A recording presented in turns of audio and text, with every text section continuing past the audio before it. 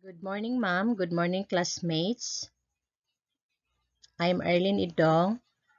I will discuss this topic, factors affecting cognitive development of children. So first, we have these biological factors. So under biological factors, there is also biological elements. So first elements is the senses. So sense organs receive stimuli from the environment. So kung ang child, ang bata have a good cognitive development, so maka-receive siya og correct or proper stimuli from the environment.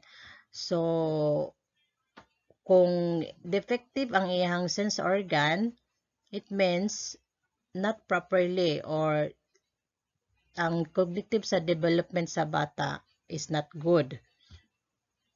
So second is the intelligence. So, ability to evaluate and decide and capacity for original or unique and productive thought.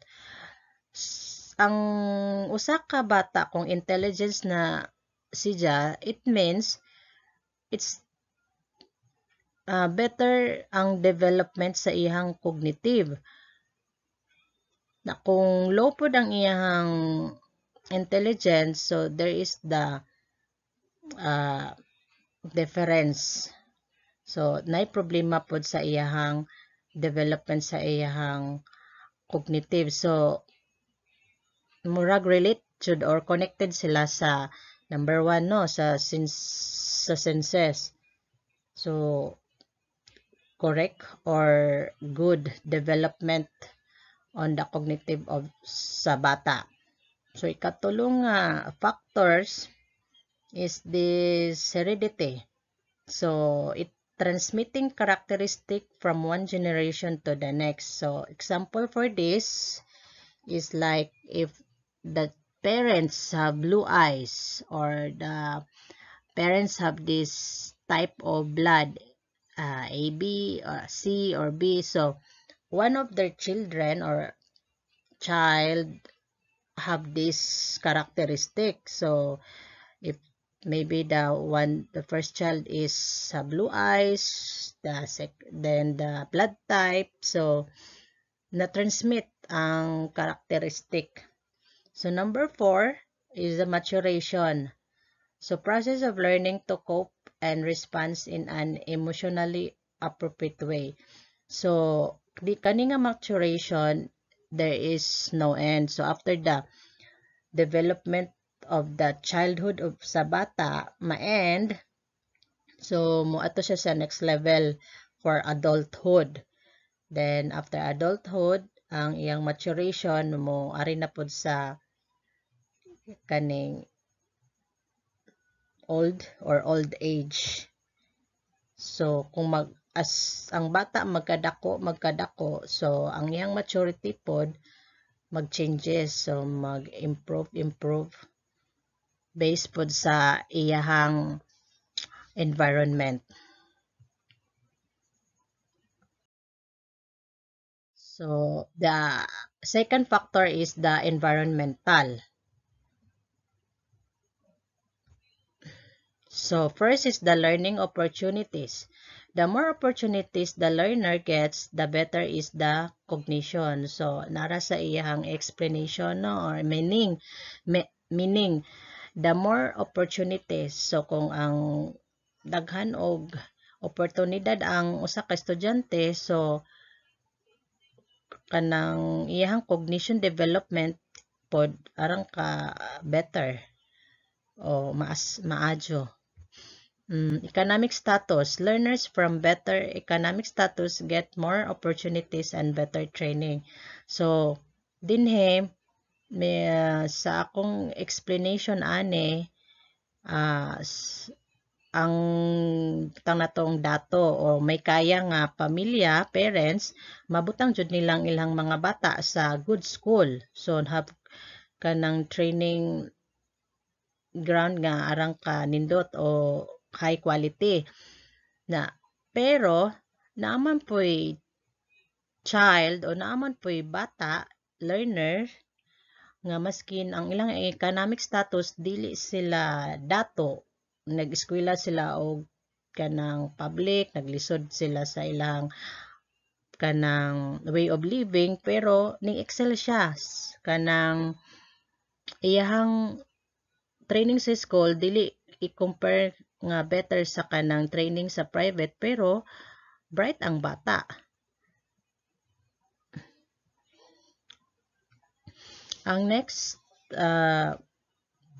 factors is play activities. So learner acquires knowledge or form new communication. So kaning play activities big help pod ni or usa po ni sa ka environmental factors sa child kay kung the more ka mag participate o you have ang bata na ay kanang participation sa mga kanang games or kaning sa mga chatter, mga group nga mo play og activities nga grupo, so kanang makadevelop pod ni sa kanang cognitive development nga better or ma-wider ang iyahang pong mga panghuna-huna.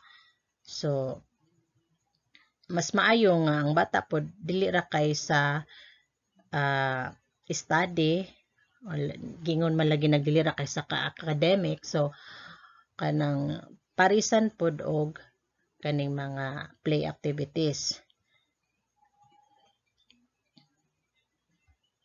So, various types of stimuli. As a child grows, gets various stimuli from the environment through senses and perceive the meaning. So, murag makonekta na gyapon niya sa katong senses nato sa biological. So, naay mga stimuli like the good stimuli and this the bad. Kung good, di mayo ang good ang growth or development sa bata. Kung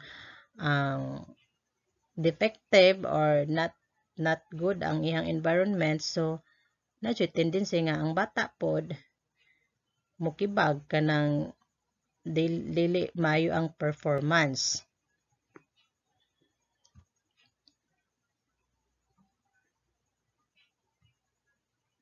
Family and society. So usa pod ni ka environmental factors kaning family and society. So family provides good opportunities to learn through observation and imitation of other people. So ang development jud sa bata mag-start man jud sa bahay, diba? Kay family is the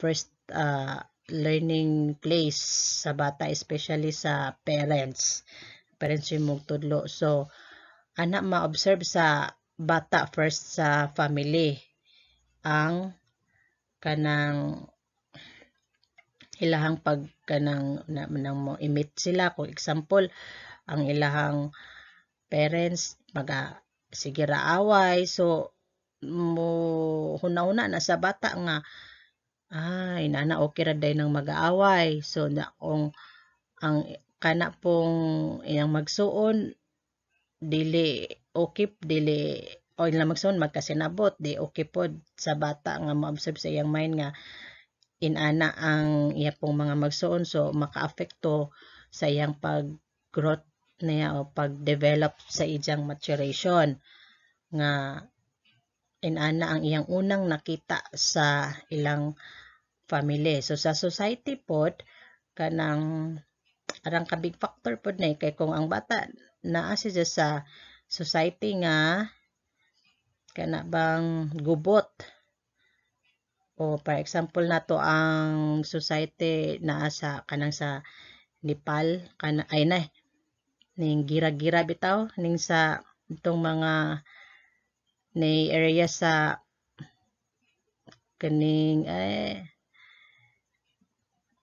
Lebanon, mga katong sa batong dito ba sa mga Middle East nga or sa dito na sa mga permigirahon, Afghanistan, di ba ang mga bata dito kay ilang ang society nila puro kanang naay buto, bumpa, ana kanang naay maka-affect na nila. So naa sila'y trauma. So ang ilang development maka-injure ka nga nay magka-diferensya. So imong tan-aw lang siguro sa bata okay, pero sa iya deep inside sa iyang mind naadyoy ka ng murag ma-diferensya kay siyempre ang trauma, mga buto madungog, yang society not good sa ilang ilang childhood nga growth.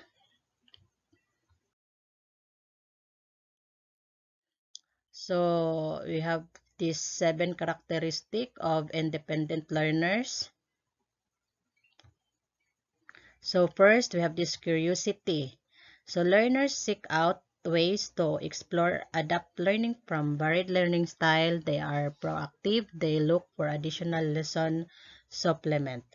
So, murag curious man jud siguro ang mga bata, no? Kay parang makig-istorya kag bata nga magtapik ka og kuan dahang magtapik kag usa ka dang pangutana nga ngano man to nga si Jan imong tubagon na napoy laing pangutana. So curious jud ang bata sa kanang environment to sa iyang palibot nga daghang mga pangutana. So they seek or they look for additional knowledge nga murag matubag o makuan nila nga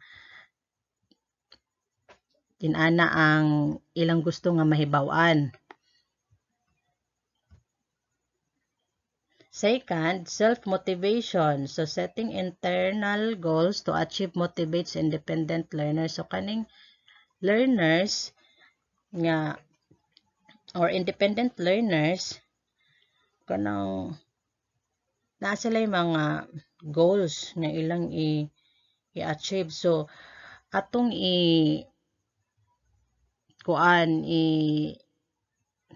butang o kaning independent learners kanang ang ila jud ang cognitive nila nga ani development is maadyo well kay kanang naman na makakuan mas lang unsay self motivation makakuan sila sa ilang kaugalingon. So kanang naay good jud ang iyahang development ani sa childhood ni abot siya og kanang naay adolescent ana. So nasa kanang usa ni ka characteristic nga makita nga independent ang bata o ang student. Ang third, ang self-examination. Learners consider strength and weakness and measure their progress. So kung independent learners po ka makakuan sila sa kanang self-examination.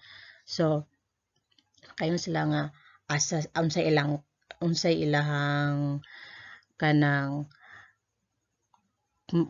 asa sila kutob unsay ilang strength kanang kani makaya ni naho kanana og makasabot pud sila og asa ilahang weakness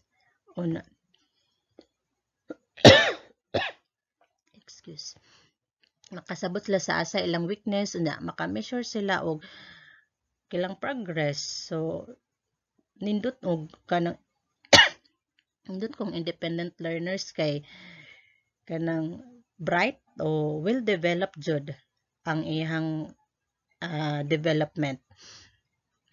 Ang fourth is accountability. So this means responsibility.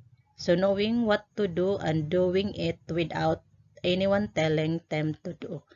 So maklaro ra pud nato nga mo jud pud ni usa ka karakteristik sa independent nga bata kay maskin dili siya instrukan o kanang makita ra niya. So maskin di pa siya suguon o as they said, no one will telling them to do, ilang kanang buhaton. So responsible ang bata kung independent siya. Number 5, critical thinking. So learner examine all possibilities and often come up with multiple solution. So kanang bright ni kuan pud kay critical thinking. Iyahang excuse. Ang possibilities sa mga kanang solution o mangita pa siya og nanan siya solution ani nga problem, so pwede pa mangita pa siya og other possibilities kay kanang kutob na masatisfied o kutob nga may kani mao na jud ni kanang better nga solusyon. So arang ka kanang grabe no mo butang tag critical expand or kanang di sila mahiluna sa usa ka kanang butang na to butang o like sa kanang naay mulay butang nga mangita pa sila og lain nga pamaagi unsaon nila na pag-solve, unsaon nila pag-commit nang makuha nila ang usa ka butang. Number 6, comprehension. So with little or no instruction. So murag related na po siya nga to sa responsibility no kay kanang with no instruction man, so ilang comprehension kanang automatic kanang bang pag kani no need na ni kanang pagbasa na nila nga mo ni buhaton na so dili na sila mo wait pa sa mga instruction. So independent learners have the ability to read, visualize, or kinesthetically instruct themselves. So mo lagi to nga di na sila instructan sa ilang advisor o ilang instructor, ilang nanay tatay, ilang mga kanang people around or friends na siguro kanang automatic na sila og kanang do without or na little or no instruction. So number 7, persistence. So learners nga independent strive to understand a concept as much as possible. Also applies self-discipline when faced with difficulty in finding answer to a problem. So persistence kanang porsigido. Murag no, connected ra jud sila tanan no ang karakteristik kay kung porsigido ka ma-curious man ka unsaon nimo pag finding sa answer sa usa ka problem ja i-motivate nimo imong mag self motivation ka nga kinahanglan kani nga solution o kun masabtan nimo nga makakuha ka sa answer ani nga problem ja imong i-self examination nga makaya ba ni naho kani nga solusyon o kani nga problem ma-solve unja sa responsibility o accountability murag mao gihapon kay iyamang kanang responsible or paningkamutan niya nga ma-solve niya ang problem. So critical thinking so ma-relate ra pod nani sa magporsigido kay persistence kay mangita man jag possibilities la other multiple solutions sa ka problem.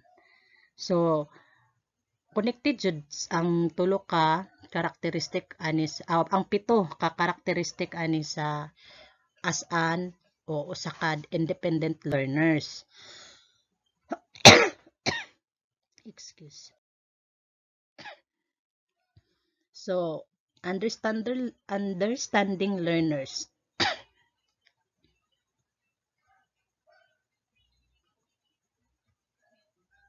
So A teacher would find it hard to influence wider environment, but the teacher can set up the circumstances in the class to encourage each student to learn. So, theories of learning too can help arrive at what question to ask student in class and how to engage and motivate them. So, kaning is understanding learner. So, ari ni sa teacher. So, para ba ang teacher kanang mag-set up sila og circumstances. So, it means kanang unsaon pag reach out or unsaon sa teacher nga ma-understand niya ang usa ka estudyante sa base sa iyahang behavior or base sa iyang attitude. So, kanang kay naman lagi tong sa previous discussion nga na ay defective nga development, cognitive development o naapoy correct nga good stimuli o kanang mayo ang ihang cognitive development. So, gani sa number 2, we have that ang teacher na ay theories nga kanang makatabang kanang to para ma-engage o ma-motivate ni sa teacher ang usa ka learner or ang sa iyang classroom. So this is the list of theories relevant to learning. So we have here the deep and surface approaches to learning. Designing for deep learning. The third is the basic principles and the approaches to learning. And the last one is the putting theories into practice. So, sa theories aning upat, I will only explain the first one, the deep and surface approaches to learning. The three theories will discuss to the next reporter, si Ma'am Lisel o si Ma'am Erica. So I have here I will show you a table. So I will show you a table or like I think the difference. So the deep learning and the surface learning. So here's the definition. Examining new facts and ideas, critically trying them into existing cognitive structures and making numerous links between ideas. So, ang iyang karakteristik ana na sa ubos, so, ang student mo look or looking for meaning, interacting actively, distinguishing between arguments and evidence, making connection between different modules, relating your previous knowledge, linking course content to real life. So, atong i-compare are sa surface learning, accepting new facts and ideas uncritically and attempting to store them as isolated and connected items. So murag dili nila i-broad o dili nila i-expand ang katong mga na-collect nila nga ideas. So ang characteristic, relying on rule learning, focusing on outward sign and the formula needed to solve a problem. So mura ra og kung unsay naara din na sa libro, mao pud ra ilang sundon sa nga formula, so nga pag-solve, so maura. So receiving information passively, failing to distinguish principle from examples, treating parts of modules and programs separately, not recognizing new materials as building or previous work, seeing course content simply as material to be learned for the exam.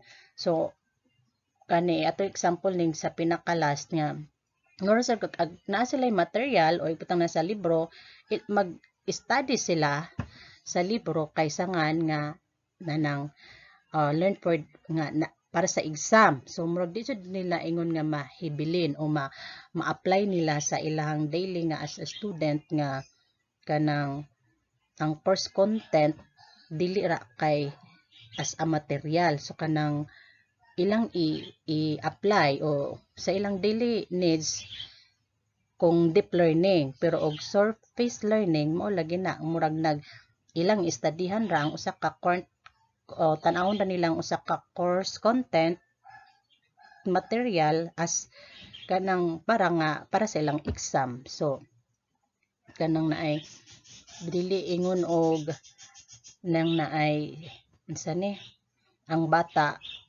dili ba mo explore pa more sa more learnings kay murag nag-rely ra siya og naay unsay ra naara sa learning nga iyang makita. Next, deep learning and surface learning sa encouraged by student. So mo kani ining having an arita sa deep learning, having an intrinsic curiosity in the subject, being determined to do well and mentally engaged when doing academic work. So having the appropriate background and knowledge for a sound foundation, having time to pursue interest through good time management, positive experience of education, leading to confidence in one's ability to understand and succeed. So murag arang kapan na no deep learning na jud sa kabata kay determined to do well, mentally engaged when doing academic work, kaning naa siya appropriate background. So kanang naningkamot ang usa ka bata kung naa siya deep learning kanang butang nato katon ning katong independent or intelligent learning learners or student as like positive experience of education. Ang atong i-compare diri sa surface learning, studying a degree for the qualification and not being interested in the subject. So nag-eskwela ra ang usa ka student para makuha ni siya mahuman ni siya ang qualification maskin not being interested in the subject. So murag lisod nino sa part sa usa ka bata kay ni eskwela siya ijong humanon bahala wa siya interest. So ma-affected ra gyapon siya in the later kay mabutang man nga murag wa siya passion sa ijang gibuhat. Na not focusing on academic areas but emphasizing others, so social, sport. So usapod ni nga murag naay sa surface learning murag nay usa ka student kaning dili siya kaadyo kuan sa academic excel. So murag mo emphasize siya sa sport or sa mga social social groups or gathering. Lacking background knowledge and understanding necessary to understand a material. Not enough time, too much workload. Cynical view on education, believing that factual recall is what is required. So muna siya murag atong makuan kung between sa deep learning o surface learning sa encourage. Then encouraged by teacher.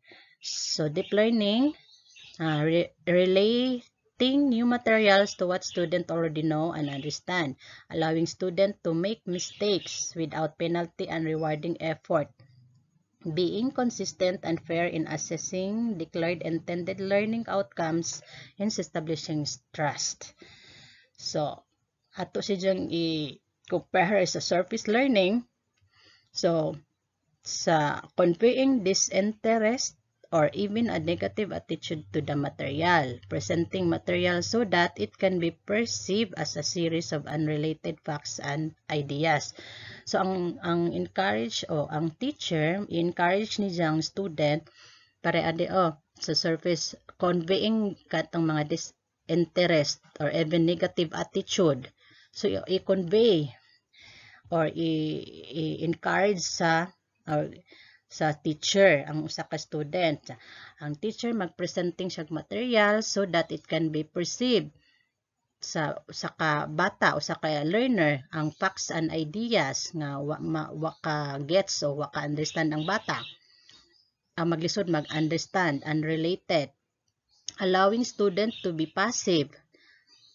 Kato na ni murag mo pa ni kanang dili ba kanang more in uplift o ana nga dili kanang ano ma encourage pod ba uplift assessing for independent facts, short answers questions, rushing to cover too much material, emphasizing coverage at the expense of depth,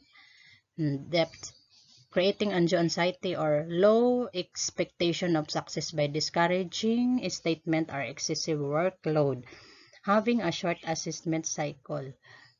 Kaning having a short assessment cycle, atong i-compare diri sa deep learning, being consistent and fair in assessing declared intended learning outcomes, kanang nag-establish og trust nga sa deep learning. But there is a surface learning, ang short assessment cycle ra ang kuan sa how to encourage sa teacher sa bata. This will end my topic, and then hope na amoy sabtan, then pasensya na sa kanang kuan na mga ubo-ubo gamay o kanang naay nag-use ko og kanang mix Bisaya and English para murag ma-express na ho ang pag-explain sa Bisaya nga atong language. So thank you for listening, ma'am, my classmates. Then the next topic will be discussed one of our reporters, Miss Lisel, and then followed by Miss or Ma'am Erica. Thank you and have a good day.